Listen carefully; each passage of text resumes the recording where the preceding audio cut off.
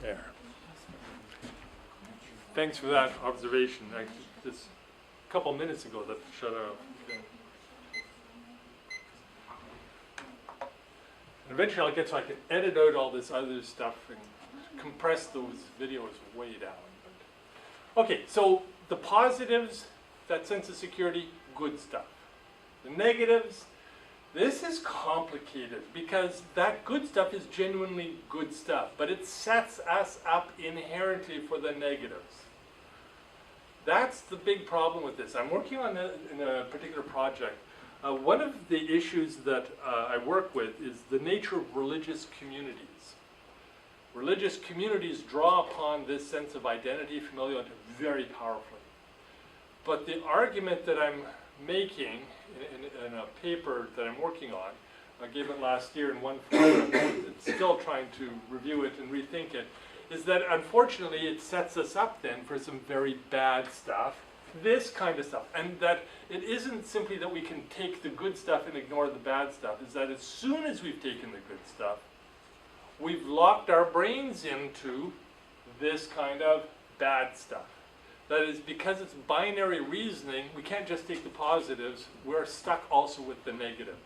We can't help it. Our brain doesn't say, fire up only the good stuff. Our brain says, fire up the binaries. Good stuff, yes. So what's the bad stuff we've got to watch out for. And that's where we end up with some very serious problems. The more we're in this state, the more we lose our ability to critically reason about other people. Because we end up stuck. As soon as they're outside the circle, they're other, and they get all the negatives. Because all the positives, we're feeling all the positives inside the circle. Okay, now we're outside the circle. Well, then it's got to be all negatives. Not because people are that, that's the critical thing. Not that people are that, but it's just we end up feeling about them that way. They are interruptions at best. Interruptions to the goodness. But potentially they're a lot worse than that. In North America, I don't know about elsewhere, but it makes a lot of sense, emotionally, even though not rationally, that there is a sense that you are permitted to defend your home. Now, in the United States, you can kill people in defense of your home. In Canada, you can't do that. But you can take reasonable steps of violence towards outsiders if they're breaking into your home. You can't kill them. U.S., you can kill them. But here you can't. But it's that sense of they're breaking into your inner space. They've got to be bad people inherently. Even if they're trying to break in to use a telephone because their car broke down, that doesn't matter. You can get away with doing violence to them simply because they're breaking into the circle. They have become an other because the home is part of that sphere of inclusion, of goodness. It's also, and it's really easy to see this, the grounding for interpersonal and intergroup violence. So it isn't just genocide. You just start looking at how you get a group together to go and attack somebody else. There's individual violence, but group violence has to have a group identity of violence to go with it, and this draws that out. It's also, when you start looking at it, why do we permit capital punishment? Because capital punishment is this crazy stuff. Except it feels so good. Why does it feel good to kill those bad people? Because we are purifying the circle. We're making it clean and whole again. Well, we're not actually. But that's not the point. The point is that's how we feel about it. That we hit that immoral, emotional place, and it's like, we need this, and those people are bad, so let's kill them. And so you keep looking at this, and then, okay. Every single nationalist ideologue, fascist leader, I don't care, communist leader, whatever they're trying to unify the state, is they draw upon this imagery very powerfully. They rarely say, you know, the world is terrible because tax policy runs slightly in advantage of this group rather than that group. No. You don't motivate people on the basis of tax policy. Okay? You can motivate people by saying, only bad people charge you taxes. Okay? We've now, because nobody wants to pay taxes, and of course, bad people, but we're working at that level. It's a binary. Well, life is not like that. I mean, one of the things I love saying to Canadians, which happens to be true, which is we don't pay enough taxes. Okay? We're trying to scrimp on taxes because we believe taxes belong to outsiders and bad people. We don't recognize that we're paying for services. The sheer quality of our roads and our healthcare, our education system are all based on our willingness to pay for taxes. Let's think of them in that terms, not in terms of good people versus bad people, and taxes belong to bad people. Taxes are things that are bad. But the problem is you can't motivate people to vote on the basis of, you know, let's go out and count potholes in the streets and assess taxes and how the... No, you want to draw nice, clear binaries. We're good, they're bad. And so this is how you do it. This is our identity. And they're doing all the bad stuff. We will do all the good stuff. And it's the motherland speaks. Make America great again. How many US presidents have run on the slogan of Make America Great Again? Lots of them. Democrats as well as Republicans. That is, it's all about, there's a sense of impurity. The outside is impinging. The circle is being broken. So we've got to strengthen the circle. Make it strong again. Another bad thing about it is it limits your rational abilities. The more you're it's great at dividing the world into binaries. How often do you need to divide the world into binaries? Sometimes you do. Mostly you don't. Mostly your job is to make careful distinctions between fine shades of gray, not between black and white. You can't use this thinking very well for it. Which it sets us up for a difficult situation, which is this is where we want to be on the positive side of this. But if we go there, we're stuck with the negatives at the same time. Not because we can't think we're aiming for the positives, but because when our brain runs along these circuits, it does the negative as well as the positive. Always. We're stuck with both.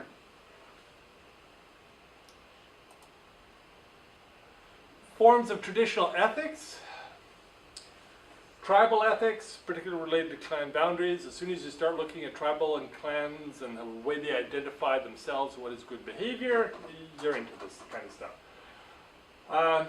Virtue ethics. I have not talked about virtue ethics in this course yet. They're another major school of ethics. We talked about Kantian deontology and utilitarianism. Well, the third major alternative, except I don't think it's an effective or viable alternative, is to talk about virtue ethics. What makes us into good people?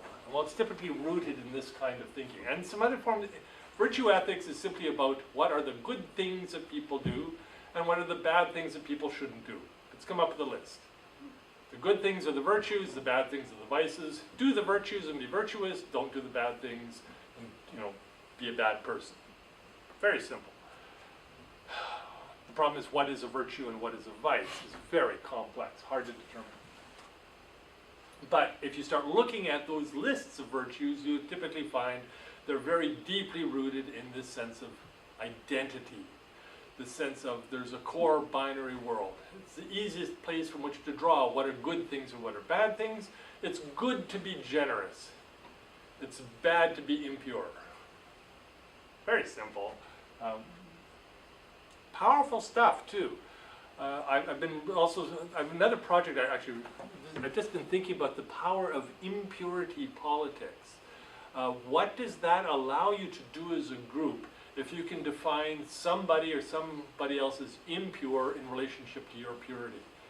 This is not insignificant stuff. I don't see it happening much in the world around us, but you go back traditionally, and I work with a lot of history, it's very powerful stuff historically.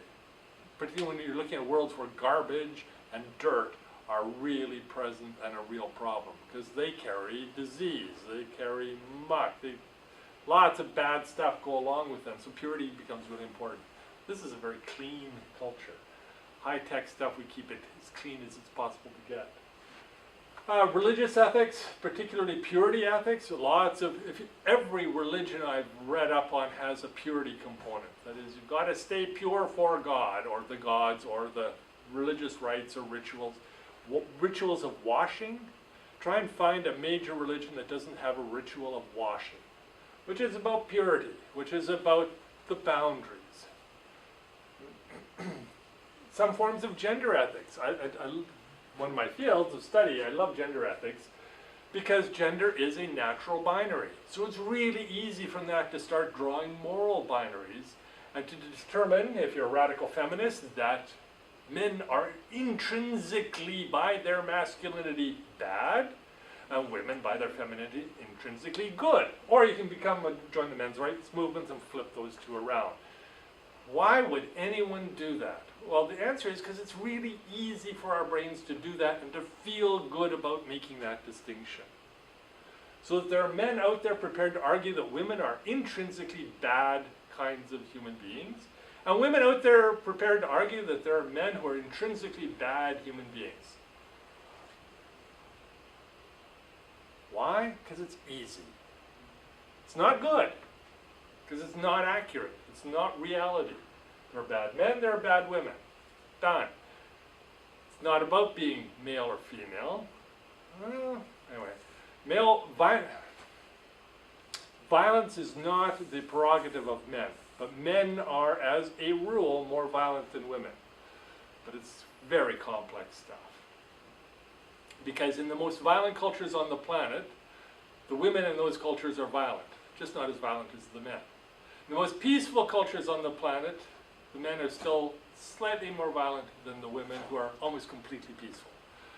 It's kind of, there's a binary distinction around violence that is universal, but the range is so immense that it's all we can say is that the cultural factors are an extraordinarily important part of that as well. It's not about being male and female, it's a combination of maleness and femaleness, the hormonal structures and the culture together. So, lots of stuff within traditional ethics. Last then, the organizational applications. We don't use this form of morality and ethics a lot in business, but we do use it. So on the positive side, we use it around teams. As soon as you've got a team, you're using it. Corporates, many companies like to have a strong sense of corporate identity. That is, we are this. We have this sense of identity. Other corporations don't care. You come to work here, you get paid, and then you go home. We don't care. So there are organizations, there used to be a term called the IBM man, because it was a man, and whose life was expected to be lived according to a certain model, because that's what IBM meant. You have part of the identity, the big blue machine. You lived a certain way, you had a certain kind of spouse, you had certain kinds of kids, you had a certain kind of workload, you drove certain kinds of vehicles. That corporate identity was your identity, very deeply. We don't do that so much anymore, but there's still some of that going out there, and it can be a very positive thing. A good corporate identity that people take part of can be highly motivating, because if you take part in that, you're more generous, you're more committed, you're more giving to the company itself. In theory, the company is in turn more giving, committed, and responsive to you. It's also a very powerful source of energy in the face of adversity. You know, draw in the group, build boundaries, and you can really organize people to take on a challenge. So if we can name the outsider as the problem, so our competitors are a them. We'll really carefully define them as a them. Well, that makes it easier for us to put together a strong marketing team that's going to put together a better product and sell more. It works. And then next week, the thems come and say, we've just bought out your company. Your marketing department joins our marketing department. All those people who last week were evil are now your best friends. Okay, well, we'll do it. Unless you're too far down that path, in which case a bunch of people will quit because they just think that they're all evil scum within that other company despite not being colleagues. The negatives in organizations is that it legitimates in-group thinking. This is a problem. Every group, the stronger its sense of identity, the more it gets locked into uniform ways of thinking. That's harmonious, that leads to generosity, that leads to a strong sense of identity and inclusion, but it means that you lose a lot of your problem-solving capacity. You don't have the flexibility. You can't break with each other to come up with new ideas. If somebody disagrees with the group, they have difficulty expressing it. So that's one of the problems. Another is it's easy for a team or group under threat or pressure to turn on the corporation itself. Okay? A strong team faced with threats internally to its resources, to its mandate, to its people, a sense of being bullied by senior managers, whatever, and all of a sudden it starts breaking the rules. It can start leaking information, in the worst case, to competitors. Feeling completely justified in doing so. There's no justification for it. But it feels right because they're locked into this way of thinking of us versus them, and now the company has become the them, and our team is it. That is, we're locked in that in-group. So as much as it's very powerful in an organization in terms of these things, these negatives are very powerful as well, and you have to watch them. So that's the whole point here. If you're going to work at identity within an organization, be careful. Monitor what's going on. See what's happening. You do not want to get caught in the negatives because you want the positives. And remember, the thing is, as soon as you trigger the positives, you're setting yourself up for the negatives. You can't help it. Because it's not about rationality, it's about the way the brain processes reality. And the brain doesn't draw nice, tidy distinctions between negatives and positives. These are two sides of the same way of assessing the world. That is, we like to think we're doing the positive stuff. What we don't know is in the back of our brain, we're still doing the negative stuff. We can't help it. We're looking for it because it's the same functional way of doing things. It's about the binary of insider versus outsider. As long as we've got that binary, we get the positives, but we also get the negatives. We've got to watch them. Now, all of you, because you're students, don't function that well in this framework. Because if you did, you wouldn't be students. That is, you're much more into thinking about things, into the grainness of things. Makes perfect sense. Because that's what you're trying to do, and you're prepared to break boundaries and do new things, and in your case, leave home and go to wildly different places. It's pretty radical stuff. Okay. Thoughts, questions? After this, we move on to the next one. We're moving along, I know. It's a lot to take in. It's complex, and this is the simplest one. It gets worse. It gets much worse. Brain geometry. The way your brain metaphorically takes the world, analyzes it on the binary of in versus out, and makes powerful assessments about how we should be behaving, what's good, what's bad on that basis. Simple, straightforward, works. And when it works well, we feel really, really good. But as good as we can feel. That's the scary part. It really does feel good to be locked into the inside of a team.